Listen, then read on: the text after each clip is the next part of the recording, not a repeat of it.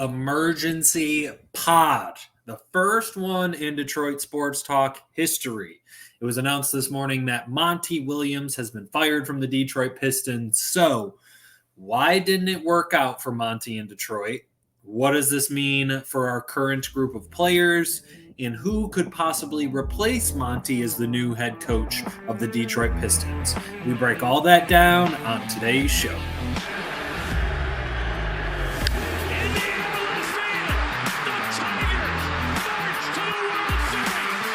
And there's the snap. Blitz comes. Mayfield back. Loads. Throws. Picked up by the Lions. Intercepted by the Lions. Intercepted by the Lions. Derek Barnes. Derek Barnes. Derek Barnes. Reggie Miller. And it's blocked again. What a block. Lead pass in for Larkin. In space for Raymond. And he scores! Lucas Raymond!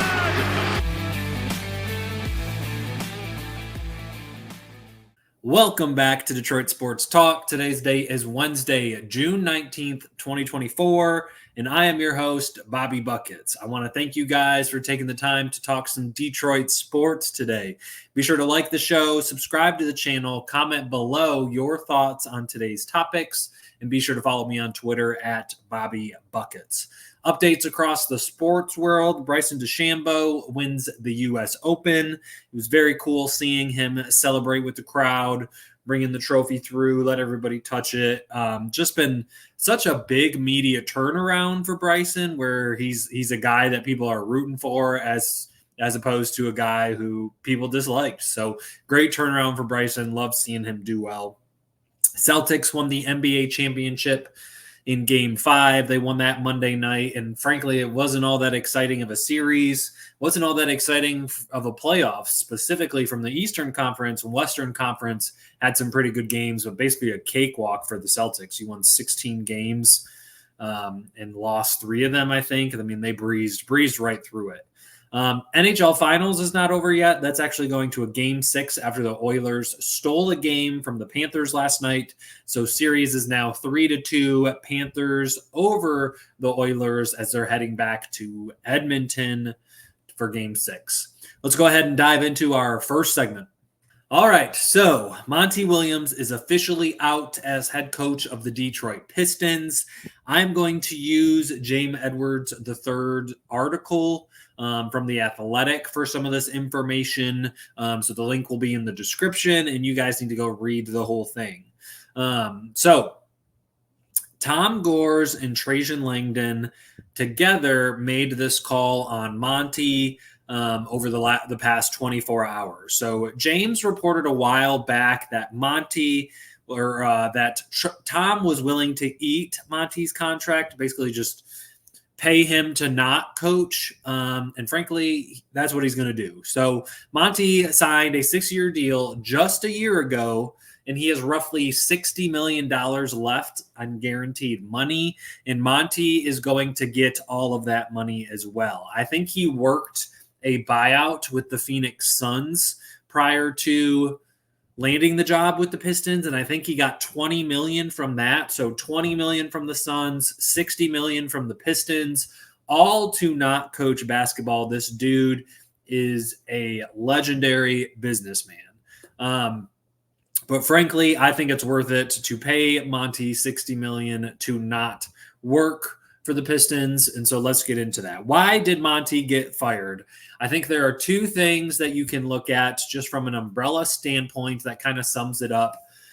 Look no further than their 14-68 record. That is a franchise worst record. So after Monty was able to bring the Phoenix Suns to the finals, a few years later, he follows that up by bringing us the worst season the Pistons have ever had. Also, look no further than the 28-game losing streak that Monty Williams was the head of. It started after Game 4 of the season and didn't end until it was almost time to celebrate New Year's Eve. So that's October, November, leading up to almost the beginning of January. That's how long that 28-game losing streak went on. James reported that Williams, over these past couple of weeks since Trajan was hired, that Williams essentially had to go through the interview process again with Trajan. And the expectation was that Monty would present a thorough plan as to how he could improve the Pistons on the court. One, I think that wording is very interesting. As James said, the expectation was that Monty was going to present a thorough plan. It makes it seem like Monty did not present a thorough plan then. It was also said that Monty would have had to convince Trajan that he was the man for the job, and then both Monty and Trajan together would have had to convince Gores. Omari Sankofa tweeted that Trajan and Troy were actually on the same page. So Trajan was not convinced that Monty was going to be the guy for the next 5 years, and Troy seemed that he already wasn't convinced and just was waiting to see if Trajan would come to the same conclusion that Troy came to. But essentially, both of them were convinced that he was not the right guy. So there were some thoughts. James had listed in his article that there were some thoughts that Monty was not fully committed to coaching a team in a rebuilding situation. And I think that's something that fans have speculated on the entire year, especially at times where, Killian Hayes started the first 13 games of the season over Jaden Ivey. There was this whole ordeal that they had to have an organizational meeting about, like, hey, Jaden Ivey, he can play with the ball in his hands, and Monty just never knew that. There were times where Monty would in press conferences after a game say, like, I can't go that deep into the bench, or we got to stagger guys, and then the very next day he would play 11 guys in the first quarter. So he would say the right things without doing the right things. It seems like from the top down, there really was just disconnect about Monty through the whole organization. And frankly, I just think it's a good thing for him to be gone, start fresh. So there's one sentence that came from James that I thought was very interesting. And he said, team sources said that the organization has been on the hunt for complete synergy from the top down this offseason. So it never felt like we had that from Monty from the start. It seemed like Troy wanted Kevin Ollie. Ownership wanted Monty Williams. Monty turned down the first offer, and you had to go back to give him an offer that he couldn't refuse. Just from the get-go, it wasn't a good start. So it felt like Troy and Monty were not on the same page during the season. It felt like, one, we traded Marvin Bagley because Monty Williams kept playing James Wiseman. The Marvin Bagley contract wasn't great. We give 2 second-round picks with Monty or with Marvin to get off of that. And then we bring in Gallinari and Muscala, 2 stretch bigs, as they start playing for us after the trade deadline, pairing them with Asar, where Asar is the only non-shooter. Things looked really well. If you go back and look at the stats, the only 2 players with considerable minutes played for the Pistons this year, the only 2 with positive net ratings, are Gallinari and Muscala. Yet, and again, who knows what went on behind the scenes with Muscala being bought out, Gallinari being bought out. Maybe we didn't play them because they had requested to be moved to be a buyout candidate to be able to join a contender. But frankly, we're bringing in players that weren't being played when they were better than the players that Monty was playing in his 5-man all-bench lineup. So with Trajan taking the reins, it seems like we are going to have that shared philosophy. It seems like he's taking control and bringing people into the organization who are all going to have the same philosophy about what's best for the organization. And frankly, just a beautiful thing to see. I mean, it's exactly what you could hope for from Trajan to start the offseason. But he has certainly won over the fan base, immediately got rid of Weaver, got rid of Monty. He brought in Fred Vinson as a shooting coach. He's doing all the right things right now. So where do you guys think it all went wrong for Monty? Let me know in the comments below or over on Twitter. The second thing that we are going to discuss is what the firing of Monty means for the current players on the roster. So first off, we have brought in 2 different assistant coaches, and I say assistant because they're not actually a part of the X's and O's of the coaching staff or making rotational decisions. And that's one who we just talked about, and we've talked about in a previous episode, which is Fred Vinson, notorious shooting guru, a shooting coach. So a developmental hire in Fred Vinson to help our younger guys shoot better. And then this has not been reported on a league-wide scale, but we have hired Corey Schlesinger. It is not the fullback from the Lions back in the day, but he's going to be our director of basketball health and performance. So he spent time at Stanford, being their strength coach. He spent 4 years with the Phoenix Suns, and actually that was with Monty Williams. He spent this past year with the Texas Longhorns in their baseball club, and then Trajan has just hired him in the same role. So we have 2 developmental hires already brought in to be a part of the staff of whoever the head coach will be.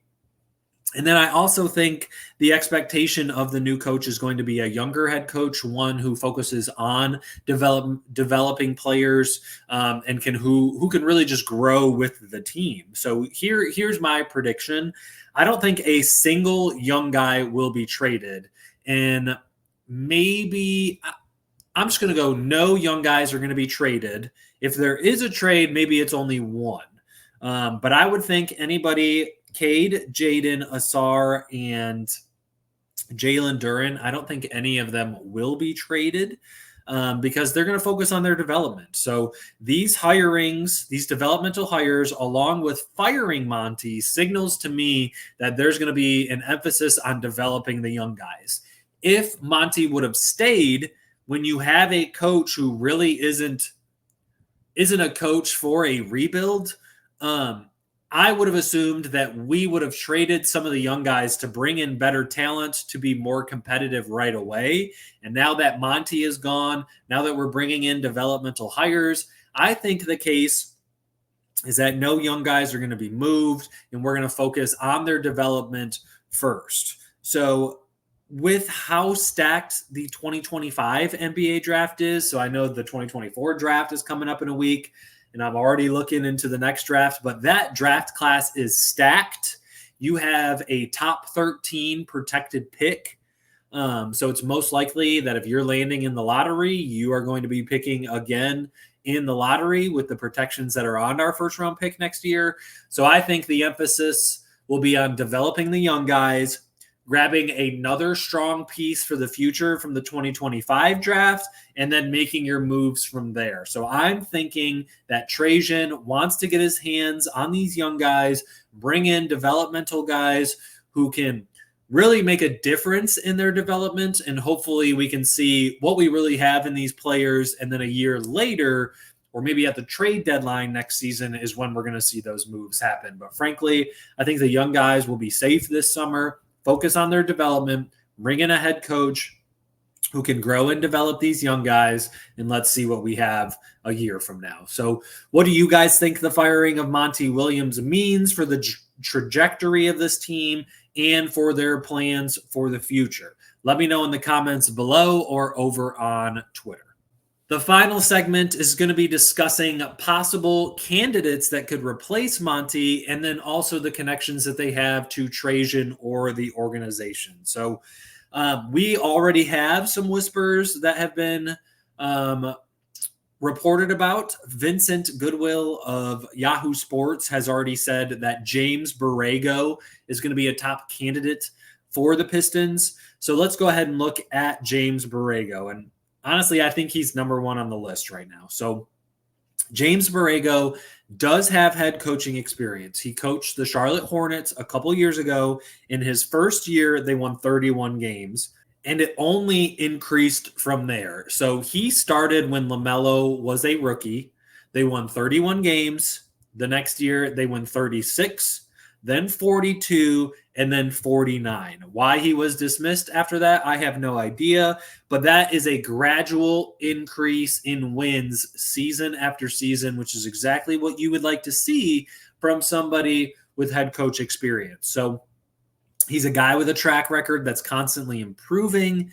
And then from a connection standpoint, Borrego is currently the head assistant coach of the New Orleans Pelicans. So that's where Trajan came from. That's where Fred Vinson, shooting guru, came from. So there's a lot of connections pointing to James Borrego. And there's reasoning for Borrego wanting to come to Detroit when he's already familiar with the Pobo of Trajan, because Trajan was the GM and Fred Vinson was on the coaching staff in New Orleans. So he already has connections to two guys already a part of the Pistons organization. So I think James is probably number one on the list. Two, this is more me speculating because of his ties to LA already, but JJ Redick. So if you watch the show, you know that I'm high on JJ. I just think that he would bring a competitiveness, an ability to connect with our players as a former player, a younger player. And I think he just has very modern philosophies. I think he wants to shoot a lot of threes and he knows the importance of taking threes. So the connections here are that JJ Redick was the first player signed by New Orleans when it was the first year that Trajan was in New Orleans as well. So Trajan, the first player that he brought in when he was GM of New Orleans was JJ Redick. We know that both of these guys went to Duke. Trajan was there a couple years before JJ got there, but Trajan had the 3-point record at Duke until JJ came along to beat it. So there are connections between Duke, between New Orleans for JJ and Trajan. The only thing is it seems like JJ probably will prioritize the Lakers candidacy first. Maybe we've got to see that domino fall because JJ, Borrego have both been linked to the Lakers. Borrego has also been linked to the Cavs. So if you are going to pursue Borrego, you probably need to start interviewing him right away since he's just been so deep into the interview process with both Cleveland and LA. But it'll be interesting to see what those two do as we will probably interview similar candidates to them. Now, two guys who I think are a little less likely to be hired than JJ or James Borrego, but they have connections to Detroit and could be good candidates as opposed to having connections to Trajan. So two of those guys are Sean Sweeney and Micah Norrie. Both of those guys were candidates for Dwayne Casey when Dwayne Casey was in Detroit. I'm pretty sure Sean Sweeney was in charge of our defense while Dwayne Casey was here. And Sean is now the head assistant coach in Dallas. And we know that Dallas just went to the NBA Finals as a 5 seed. So having success there, and Sean has already been in Detroit. And then another guy, Micah Norrie, also a part of Dwayne Casey's staff. He was actually the head assistant coach. So he's been in Detroit. He's been a head assistant coach in Detroit. And Micah is now the head assistant coach in Minnesota, where he was taking on the head coaching duties during the playoffs after Chris Finch injured his knee and couldn't stand on the sidelines anymore. That's why he was sitting behind the bench, and Micah Norrie was the one who was up doing the coaching on the sideline. So I'll end this with saying that I would be very happy with either Borrego or JJ. Borrego is known as kind of being an offensive specialist and kind of being creative, and I think that's exactly what the Pistons need. Sean or Micah, I think, are both great options. I just think there are more connections to Borrego or JJ, which, based on what we've seen out of Trajan so far, by bringing in Fred Vinson, by bringing in Michael Blackstone from New Orleans, he has guys that he knows he can trust. He has guys that he has built connections with, and he's going and getting those guys and bringing him with him. So that's just why I think it could be Borrego or JJ. But Trajan seems like a guy who wants to hire people that he knows that he can trust. He knows that they will share the same philosophy that he has. And I think, that's just going to continue as he brings more and more people into the organization. So what do you think? What do you guys think? Who's going to be the next head coach of the Detroit Pistons? Let me know in the comments or over on Twitter. And that's it for this emergency podcast version for this episode of Detroit Sports Talk. Be sure to like the show, subscribe to the channel, comment below your thoughts on today's topics, and follow me on Twitter at Bobby Buckets. I want to thank you guys for taking the time to tune in. I'll see you in the next episode. Peace.